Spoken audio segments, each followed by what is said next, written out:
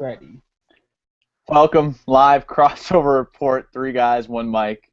It's 5 o'clock. Coming at You you. said, "Oh, so six." Oh, That doesn't make Why any do we sense. start this right all now? right. Go.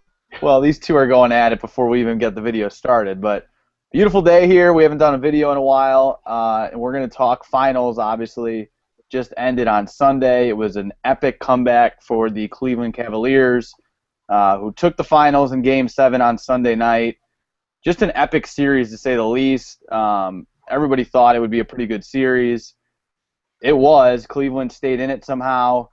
LeBron gets another ring, gets Cleveland their first championship in how many years was it? 57 or something like that. And so just a really fun finals, a lot of storylines. I mean, it started out with Golden State just dominating. A lot of people thought, okay, it's going to be a sweep. I think somebody on our show thought that possibly, maybe. Somebody thought it was 5 games. We'll get into that, though. And then Cleveland, just kind of hung around. They won Game 3. Warriors took Game 4. It looked like there was no chance, and no team had ever come back from a 3-1 deficit. And the Cavaliers did it somehow, and it was kind of remarkable, and it's going to go down in the storybooks for, forever in NBA history. So let's just get your two thoughts on it. I thought after the first 2 games that it was over. I thought the Warriors were going to sweep. I know both of you thought that. I know Nick thought Cleveland would get 1 game at home, which they did in Game 3. I think after those first 2 games, in my mind, I did not see a Cavaliers team that was going to be able to hang in there like they did. And just for the Warriors to go such downhill after those first 2 games, I don't think anybody saw that coming. So I was, awestruck at how this series ended up. Let's get Nick. Let's start with you. I know you thought the Warriors in 5. What are just kind of your thoughts on the series in general, and will this go down maybe as one of the better finals ever? I don't know. Go ahead. Yeah, it's probably one of the best finals I've ever seen. Definitely the most historic comeback ever, and probably the best individual series performance I've ever seen in my life. LeBron was absolutely fantastic. I don't know if there was any team that could have withstood what he did there at the end. And it's not what the Warriors didn't do, because they did play horrible, but what LeBron and Kyrie were combining to do was just something so ridiculous. It's not like they were playing horrible defense or anything like that. They were just getting what they wanted at will. That was the best I've ever seen LeBron at in my life, in his career, honestly. And I was so close to being like, well, maybe LeBron's a little old and he peaked a little bit and he's on the downhill. And then the very next game, him and Kyrie had 40, and I was like, I shouldn't have thought that, because I ruined it for myself. As far as my prediction goes, I think the basketball gods are getting back at me, because they gave me the NCAA tournament one with Arkansas Little Rock, so they weren't going to just give me this one too. They toyed with me a bit by giving me I was right there with it. Cleveland won their one at home, and I was going to get the next one, and they teased me with it, like they teased you late in the second half when Purdue had the big lead. That's a good comparison. I like it. Then I will say, Steph was horrible. Not aggressive enough. Definitely didn't play like an MVP in the finals. Terrible. Terrible. Harrison Barnes, probably one of the worst series I've ever seen from one player, too. I don't know if he might have had 2 points those last 2 games. He was just missing wide open mid-range jump shots. Thank God that'll ruin that. That should lower his stock a lot, I hope. But somebody's still going to give him more than he's worth. Yeah. That's all. Paulie, your general thoughts?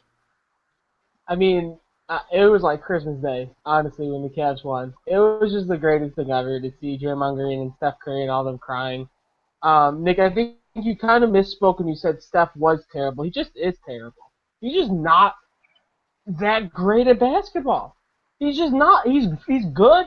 He's a good player, but I think we saw in the last series, like you said in the last video, he's so casual.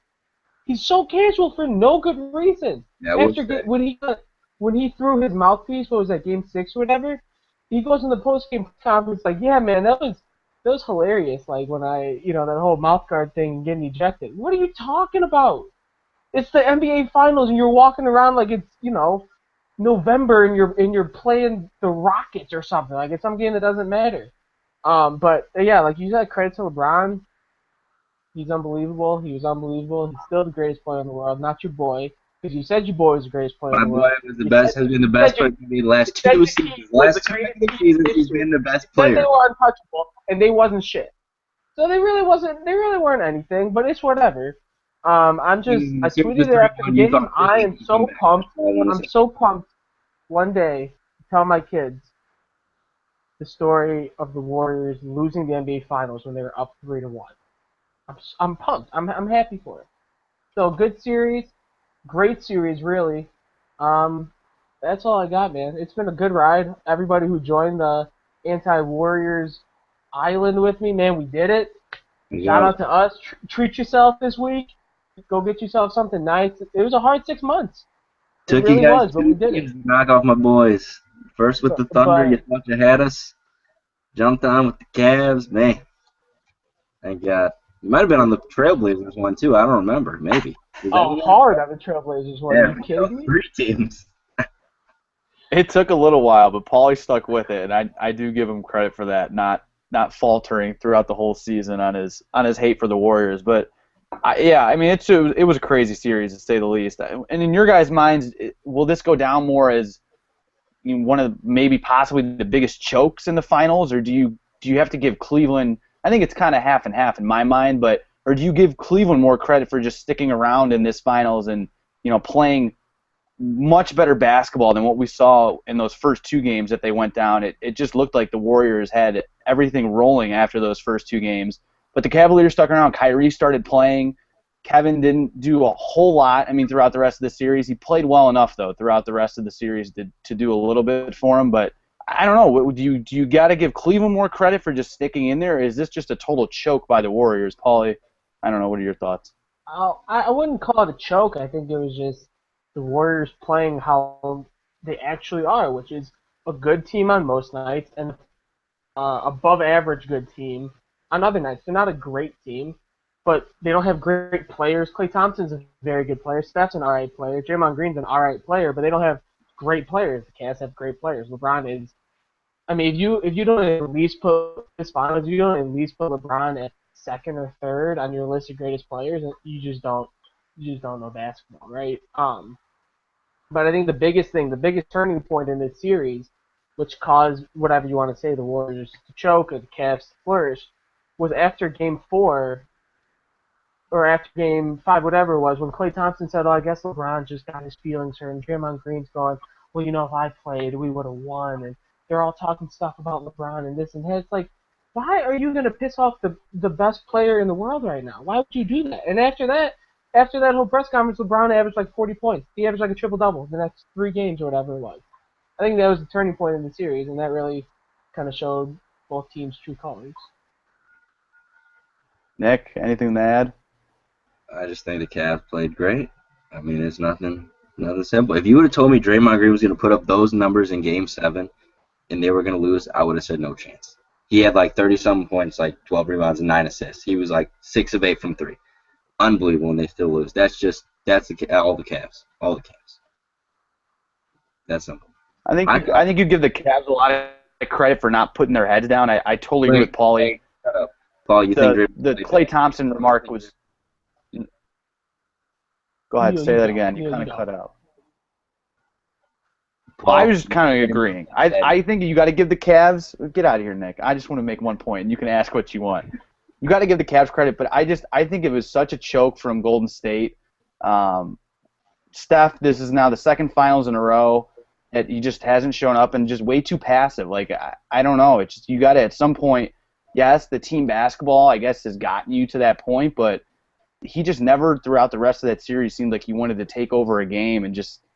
I don't know. I think it was a total choke from the Warriors. I give the Cavaliers a lot of credit, but they didn't do anything that special to really win the series. They just did enough, and the Warriors played so bad that they ended up winning in my mind. So I'd call it a total choke. It will be I think, biggest choke ever in a finals to be up 3-1, to be playing the way they played all year. I can't fathom that they lost those last 3 games. Was I happy they lost? A little bit. I think I was kind of sick of the Warriors bandwagon with Paulie, but I call it a total choke. I do give the Cavaliers credit, though, for not putting their heads down, being down 3-1. Paulie, Nick. So I just want to go back to what Nick said. He said, "Oh, it was all the Cavaliers in game." He said it just like this. "Oh, it was all the Cavaliers in Game 7. It wasn't anything the Warriors did." Your boy, Nick, your boy, 4 of 14 from 3, 6 of 19 from the field. I said he didn't play So good, maybe, didn't so I? maybe, What? But you said, oh, I mean, if you told me Draymond Green played like that and they would have lost, I would have said you're stupid. And that just shows Well, right. there's all the Cavaliers. There's all the 31 Cavaliers in points. Game 7. There's nothing anybody could have done. You could have shot better Draymond than Green played the third 4-14 from leading the scorer of field. that team. You're Who would've supposed to thought be that? the greatest shooter of all time, and you're shooting 4-14 from the damn field, from the three-point line. I mean, I think what sums up Steph's series is that last shot in Game 7. There's like 12 seconds. They're down 4. You had a chance to possibly hit a quick 3. And then on the switch, he had Kevin Love defending him. And he couldn't get an open shot on Kevin Love. It was just that summed up Steph's series for me, that he couldn't shake Kevin Love, probably not the best defender on the Cavaliers on the floor at the moment, and he couldn't do anything. He put up a 3 that bricked off the backboard. So that for me summed up Steph's series, and just it's the second straight finals that Curry just has not shown up. So I don't know. That's what defined me. He did play bad. I'm not saying he didn't. I couldn't defend that because he didn't.